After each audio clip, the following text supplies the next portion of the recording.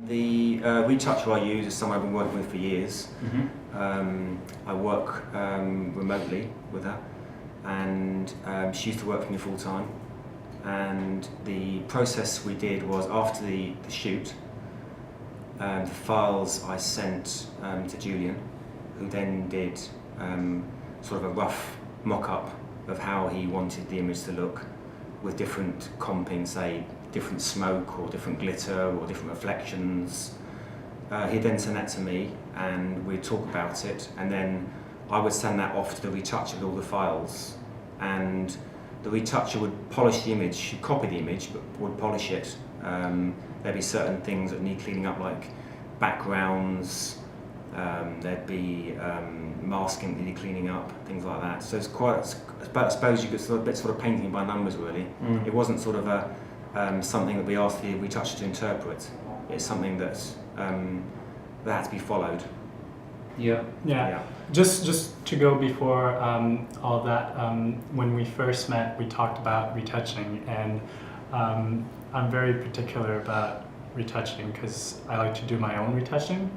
And at the beginning, I said, no, don't use a retoucher, I'll do it myself. But because of time, I didn't have enough time to retouch all the pictures, so that's how we started the idea of doing the comp, like we do in agency anyway. So, to this, what happens in photography is that there's always like three sides to a picture. There's the concept and the art direction, there's the photographer's point of view, and then there's the interpretation of the retoucher of this. So I like a very certain approach to retouching, which is a very much as if there was no retouching done. So I like when the colors are real, when they're not too saturated, when the lighting it's like done for real. Basically what I do, my comps are very much about composition, right? So basically I do the layout of the composition. So I'll take usually a base picture that I really like, that we shot for real, everything is there.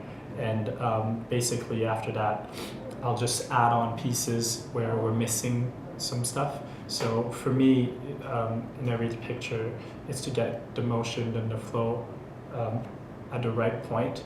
So basically I put everything in the right point and say, okay, let's say an object flies like this. Well, we need a starting point, a middle point, an end point, and how the reflection is going to go on this, and how, everything supports that motion. So yeah, so basically it's about layout, composition, colors as well.